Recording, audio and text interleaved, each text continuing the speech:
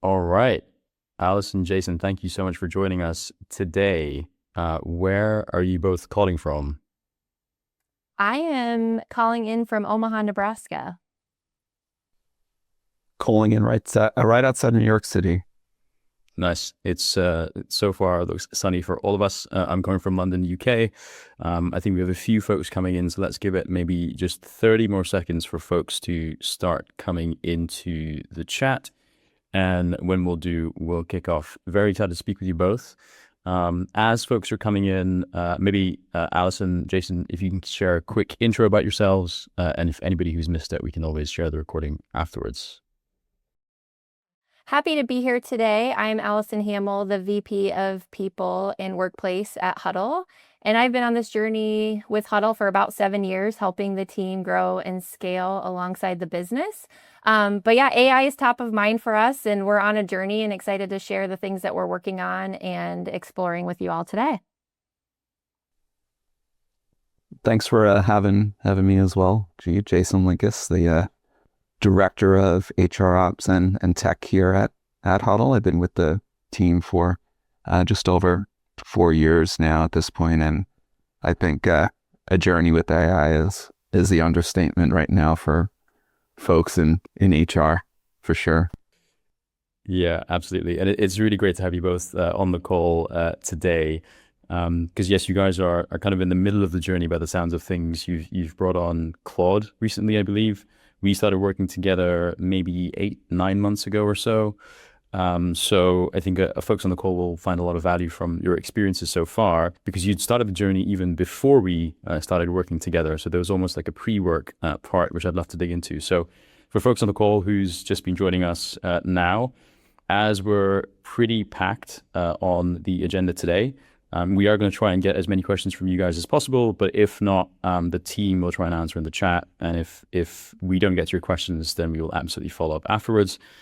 We are going to cover broadly kind of 3 or 4 topics on this call. The first one is going to be the challenges that Hudl were facing. What were some of the trigger points that led to why AI?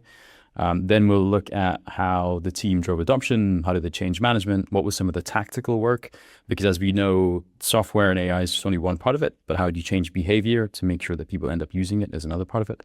We'll look at some of the outcomes, what it's meant for the team, the shape of the team and the roles, and also anything that they might have done differently and any practical steps that they would recommend anybody on the call taking. So with that, let's dive in. So I guess Allison, would love to kind of start with you first. What challenges were you seeing across Hudl's global team that prompted a need for this kind of a change? Yeah, I think all HR teams have similar struggles in terms of a lot of work coming at you and having to be reactive at times. But what's unique for us at Hudl is that we have a really broad global footprint. And so we have employees in over 25 countries. And that just creates a lot of hidden complexity. You don't have SOPs or a playbook for every scenario that the team's going to run into on a given day. And so a seemingly small issue can take up an inordinate amount of time. And so that's one thing we've been battling, which I know, a lot of people are in a similar situation. And then the other thing is we were a little immature in terms of we didn't have a ticketing or workflow management system in place. And so the work was a little bit of a black hole in terms of what's coming in, who's having to respond, what's keeping us busy. So we started on a journey to kind of start seeing how can we solve some of these problems. And you can't automate what you can't see. And so we were lucky to find a partner in Kinfolk to both be able to start automating, some of the workflows and work streams, but just have a better lens on what's coming into the team and who's spending time on what work. And so we're kind of able to tackle both things at once as we're looking at the challenges that we're facing. Jason, anything from your side to add to that piece? I think Allison covered it. From a real operational perspective, maybe just zeroing into where the HR team stood, Jeet. And we had various channels of communication, right? We're a very Slack native organization, but it wasn't organized in the best way. So, we had general HR channels, we had DMs, we had various channels for whatever different function that folks could find. So our top of the funnel is a little scattered on Slack, which sort of led to us to have communication gaps and loops that just remained unclosed.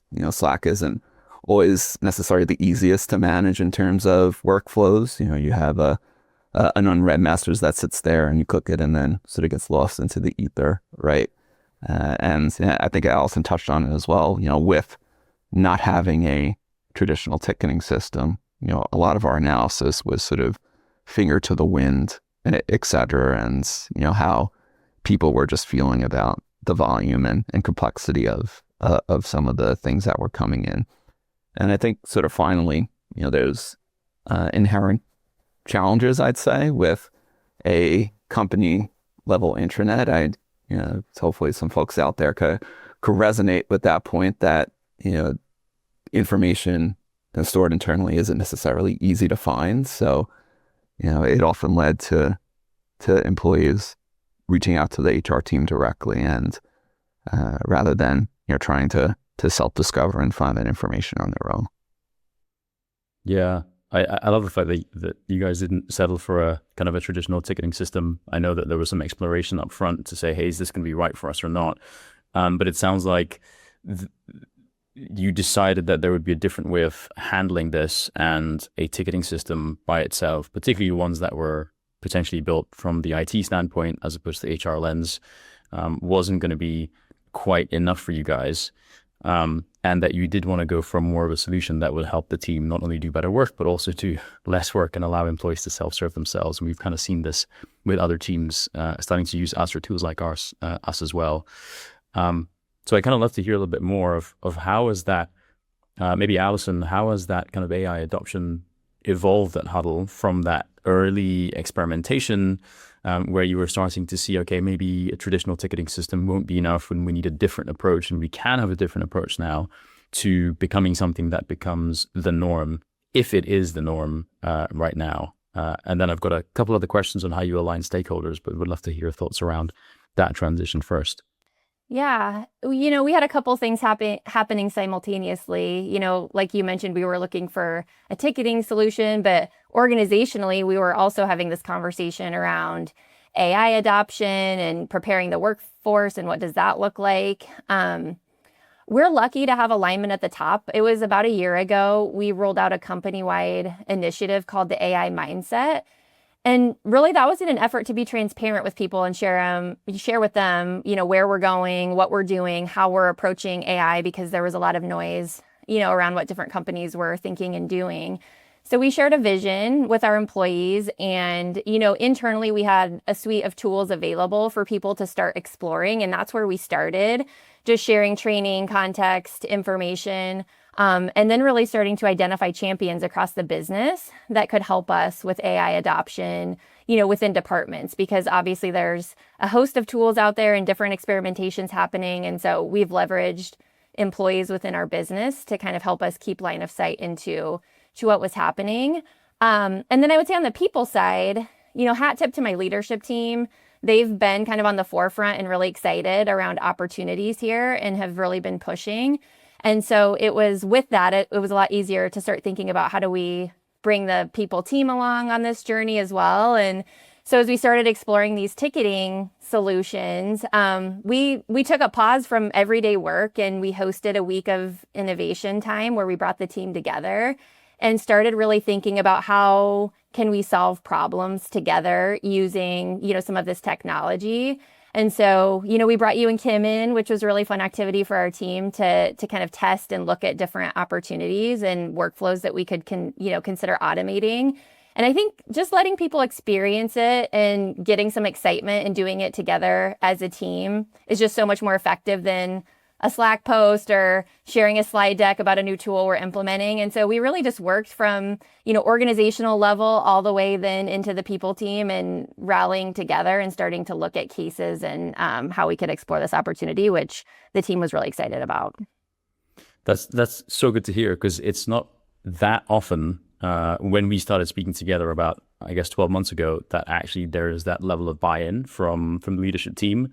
and particularly the level of involvement from HR teams aren't that deep. So it sounds like that was really important, and there was a bit of pre-work done as well initially to get people ready and excited, and then obviously our kind of hackathon happened.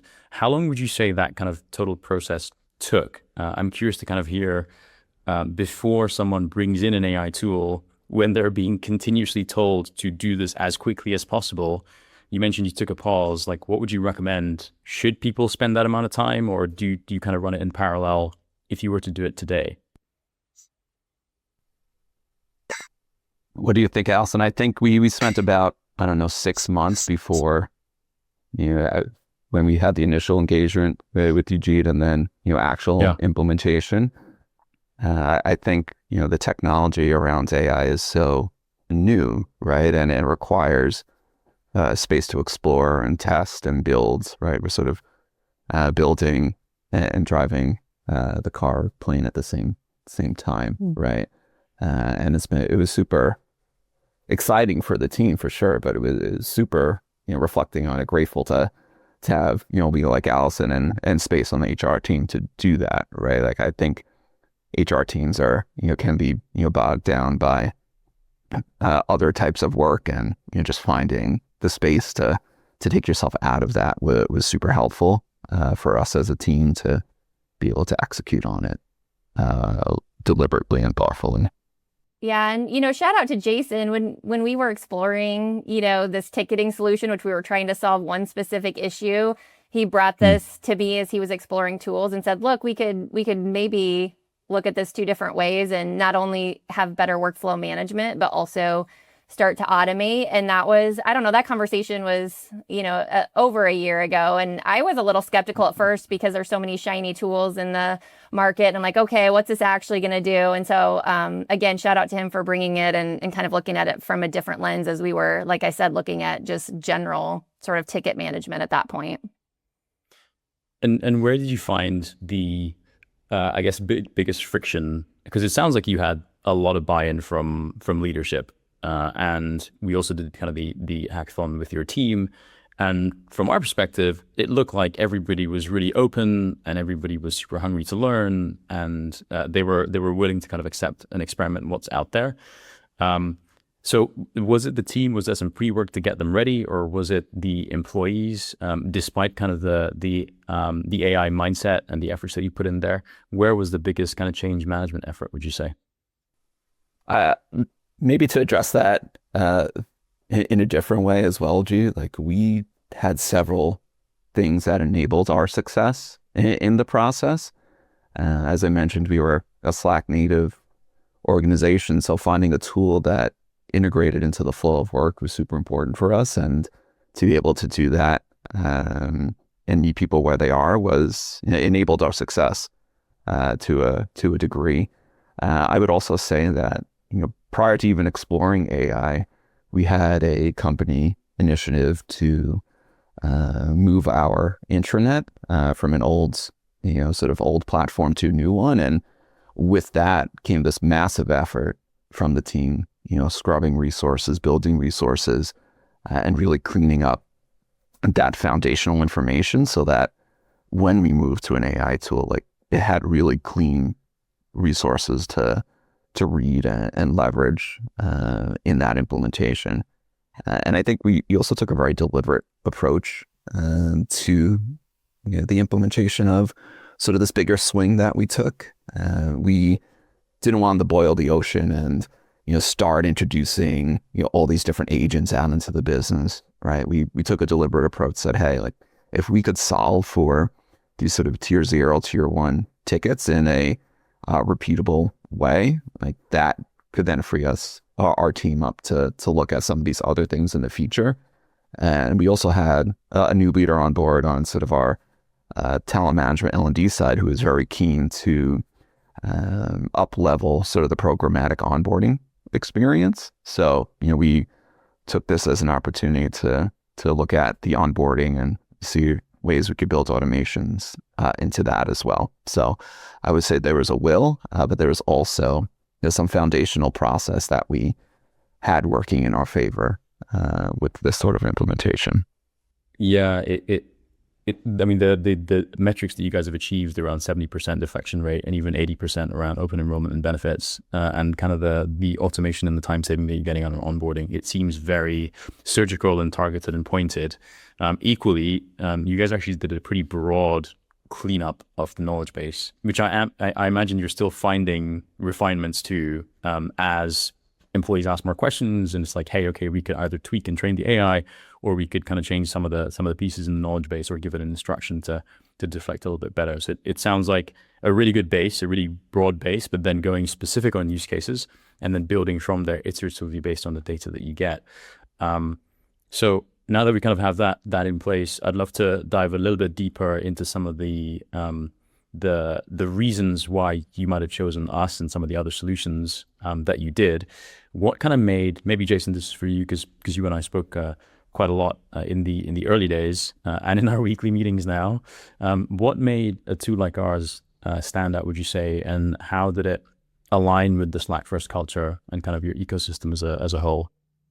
For sure. I think, as I mentioned, being Slack native, meeting people where they already are is super important for success, right? Like, we didn't want to look at a tool that required access to a different platform or a different method or top of the funnel where people weren't used to actively engaging with us.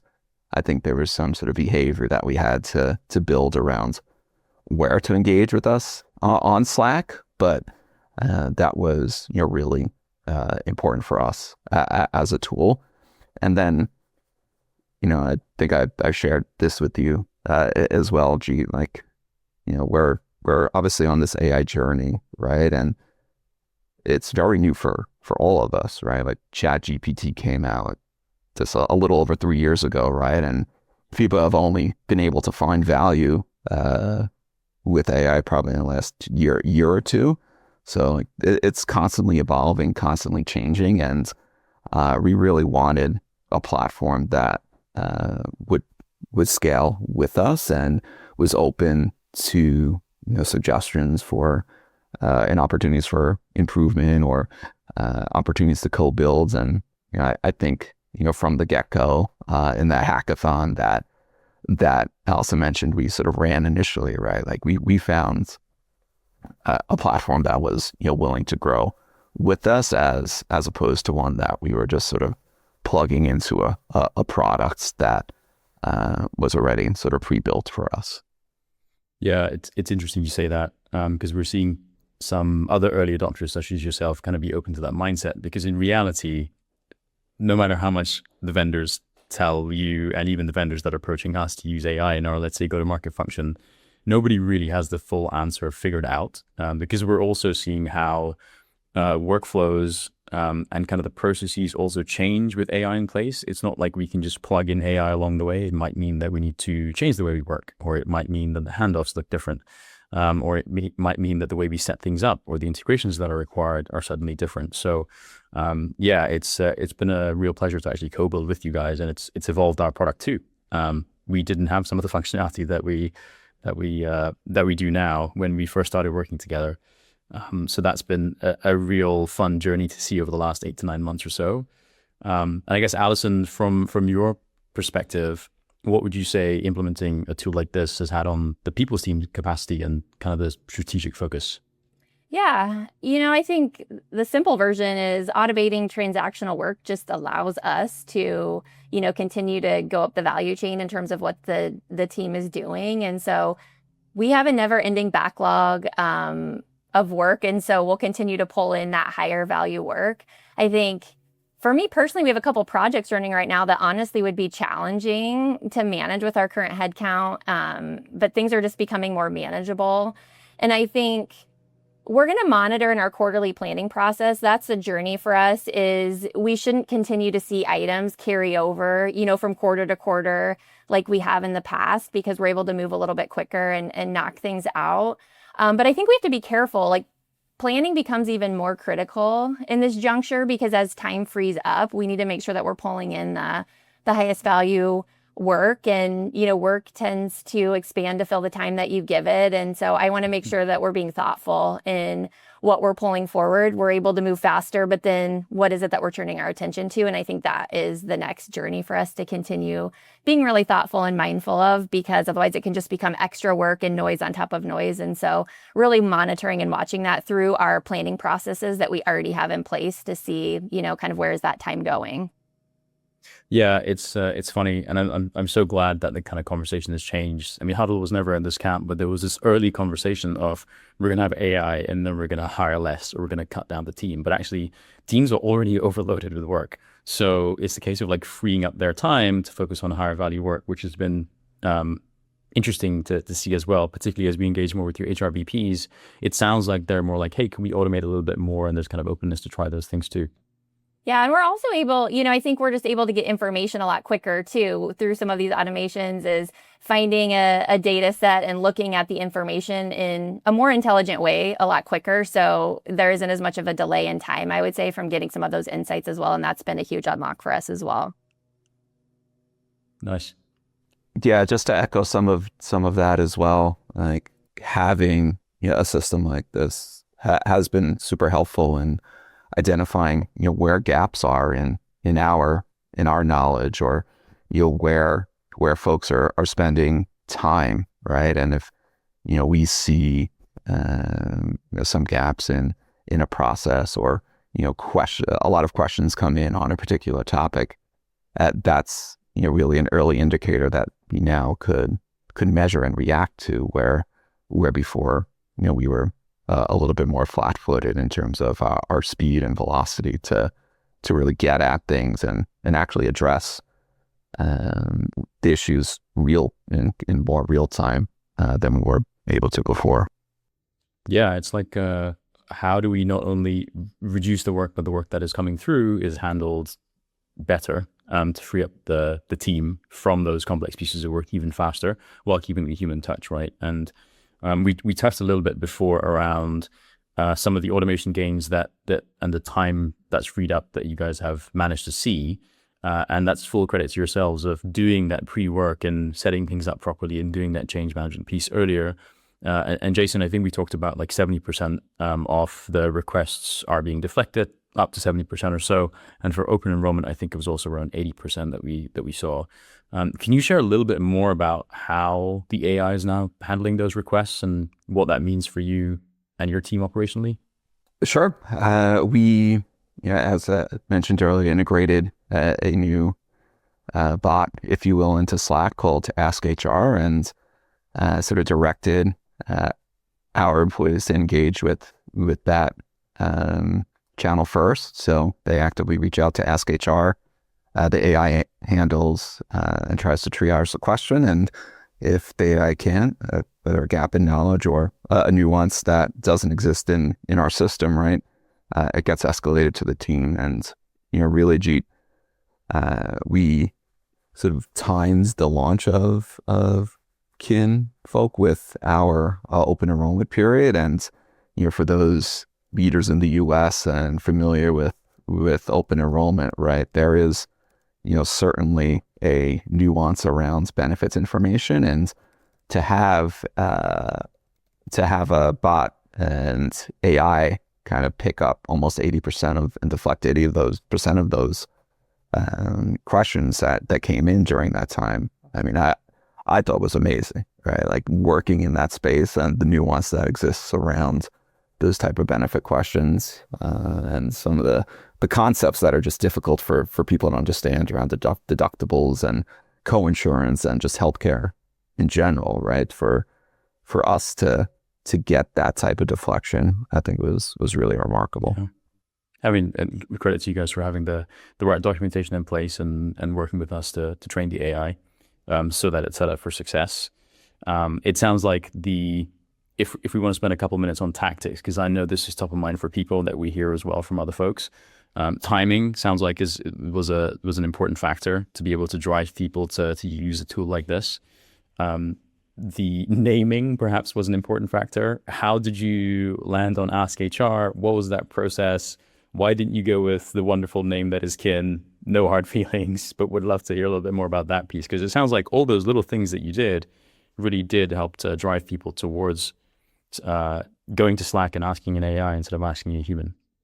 Yeah, I think we engaged with our internal HR team and employees before implementing the technology. So there was sort of a beta testing period that we did with the HR team, as well as a beta testing that we did with sort of the friends of HR, if you will, that really helped us take a look at our resources. They helped us in naming it. We had some pretty wild names that were kind of thrown out there, but landed in a maybe perhaps more traditional one. But it was some active engagement that really helped land some of this for the team and for the organization. And we also had an excellent comms team behind us that really worked with us to ensure that it was rolled out properly. It hit folks where they were in terms of messaging. So we did have active engagement with our stakeholders early and often in the process. Yeah, and it sounds like that's really also helped to equip the HR team to say, hey, please do reach out to Ask HR first. I imagine even to this day, if we're being completely honest, I'm sure there are still employees that are directly asking HRBPs and that are still reaching out to the people team in some ways. And I'm sure for some HR folks, because they're good people and they want to help, they still want to genuinely just answer the question. How do you think about that? Or how do you kind of equip the team to better manage that transition too? Because I'm sure it's not fully 100% yet still, because humans are humans, right? Yeah, we've had some of those conversations as a leadership team. Kind of philosophically, people want to be helpful by nature in HR and respond quickly. And so what does that look like? And a lot of times it will be, hey, here's the information, but also need to remind you, Ask HR is available, and kind of taking those steps to be helpful, but gently remind people, and then redirecting when it makes sense as well. And so, Jason, I don't know if you want to build on some of the conversations we've had, because it takes all of us, to kind of push and challenge that a little bit. Yeah, I think if it's sort of building any new muscle, right, there are sort of challenges that come along with that. And, we certainly pride ourselves in the service that we provide to our teams. And, I think that goes against a little bit of how HR folks typically think. Like it's often easier to just give somebody an answer, even if 5 different people are pinging you the same question, right? Like at least in the minds of the team. So really giving the team the space and cover to say like, hey, look, we really want you to engage with this platform so we could better serve you has been a mindset shift on the team. Yeah. Okay, we're fast running out of time. So I'm going to shift from the tactical to a little bit more at the strategic level. And I guess a question for you, Allison, as some of these new tools emerge, not just Kinfolk, but as Claude has evolved, as other tools that you're exploring, how are you starting to define some of the roles within your broader HR team and within the kind of tech ecosystem? Yeah, when we rolled out the mindset organizationally, we shared, a governance framework and an approved tools list. So we have that overarching at our company level, which I think is helpful and healthy for employees to have that understanding. And then Jason will talk a little bit more about this, but we're actually getting ready to roll out an AI and HR philosophy. And that is really just what tools do we have available? What are the use cases? How you should be thinking about using the different tools, because I think people have become a little bit overwhelmed with the capabilities and what they have access to. And so we're trying to hone that in a little bit and have some conversation and give people a little bit of a map on how to be thinking about the different tools. We're also being careful and methodical, as Jason mentioned. It was probably 6 or 8 months ago, I was sitting at a conference and someone said, chase gold, not glitter, as you think about this AI journey. And it really stuck with me because there's so many tools out there. There's just so much noise, so much being thrown at you. And so we're just being thoughtful and where we can really move the needle forward and focusing on, what are the problems we're trying to solve. And so the additional tools we're leveraging outside of our tech stack and, some of the AI capabilities within our tech stack are really Kin and Claude. And we found a lot of value in those tools. And I think they're going to take us a long way in terms of capabilities and where our org is going. And I mentioned before, I think, AI layered onto broken processes and workflows is just more noise. And so we've also had to look at our processes and challenge ourselves that we can't just layer AI onto broken processes that we have in place. We need to rethink what the possibilities are with these tools. And so that's the journey as we're getting a little more sophisticated with workflow automation, in terms of breaking down process and really rethinking how we're doing things, which is really important. And to add on to that, Allison, I'd say and double down on sort of the challenge that it's been for our team on sort of where to start. So with this, AI and HR philosophy, really providing folks the frameworks and opportunities to explore is something that we've been really pushing the team on, or will push the team on, I'd say. And I think, part of the philosophy that we are kind of using this as a springboard for is to shift mindset of, AI as experimentation to AI as an expectation, right? Like, we still want folks to explore and be curious, but, we also want to set a new tone to say, like, we are going to look at our strategic objectives differently. We are going to use AI as sort of an operating system for which we're executing against our strategic objectives. So, really layering that into our existing rituals and flows that already exist. It will be a shift for the team, but I think,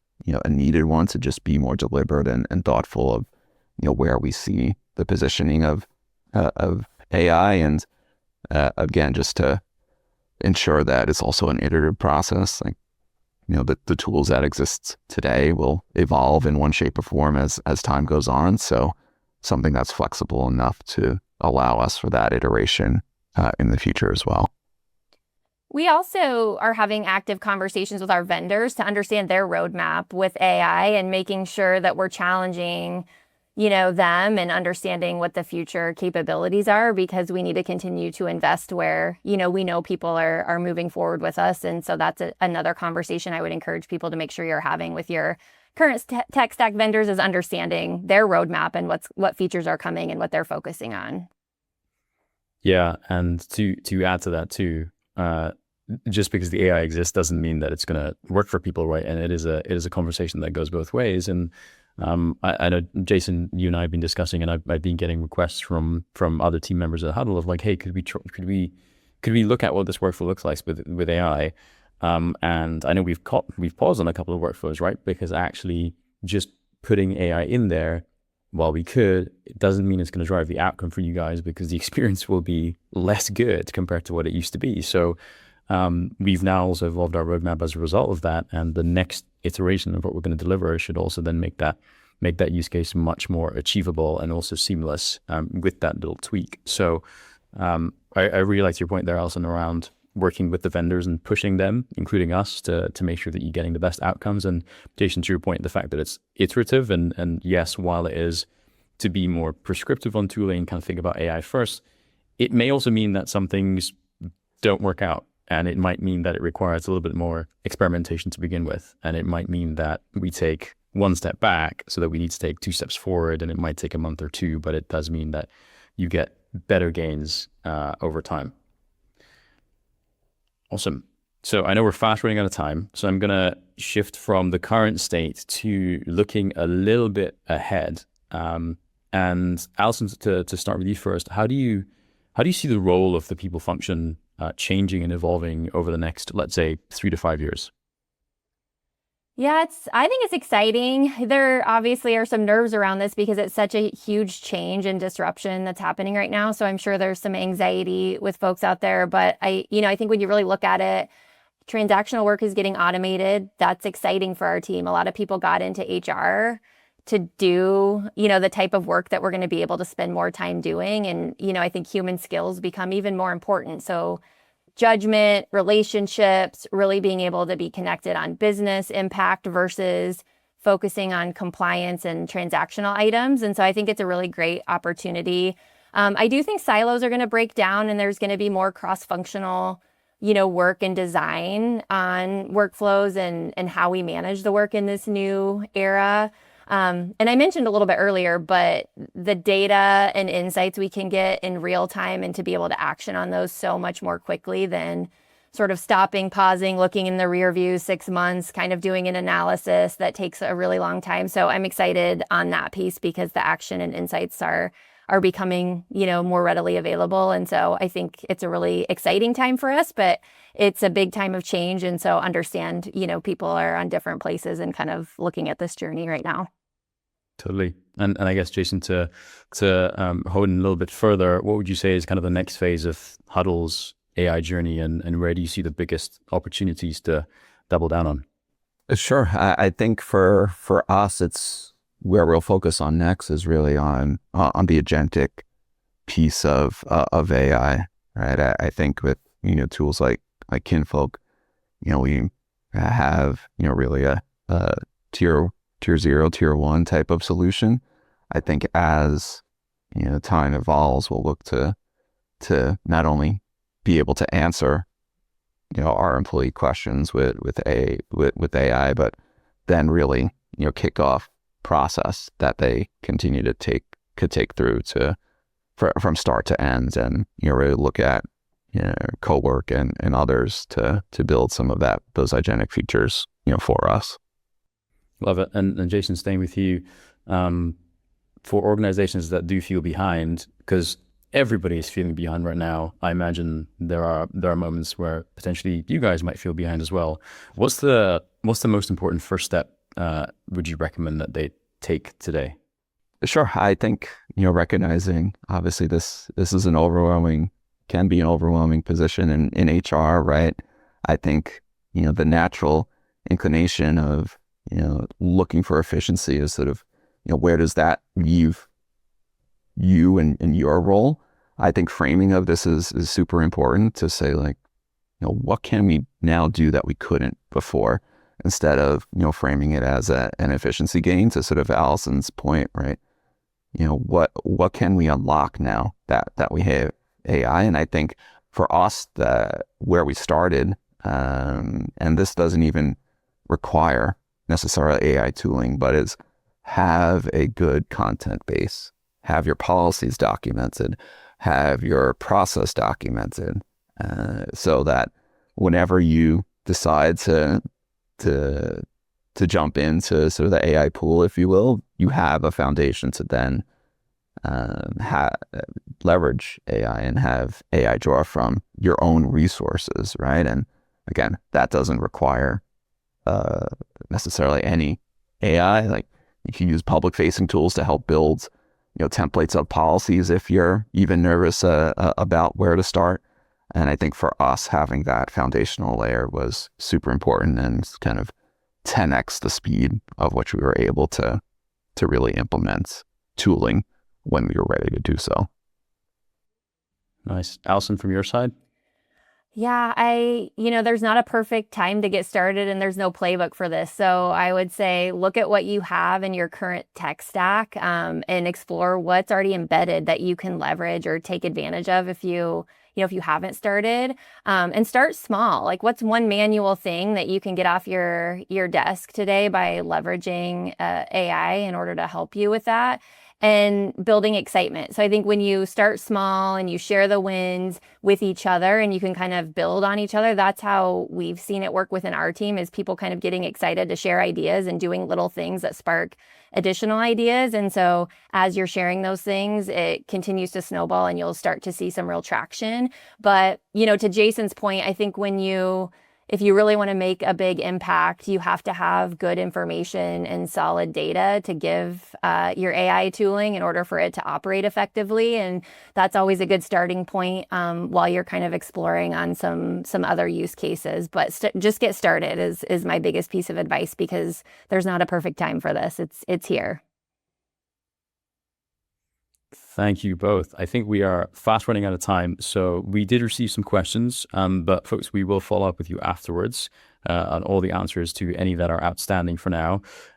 Jason, Allison, for anybody who did want to reach out to you guys to understand a little bit more, if you're open to it, where is the best place to find you both and connect with you both?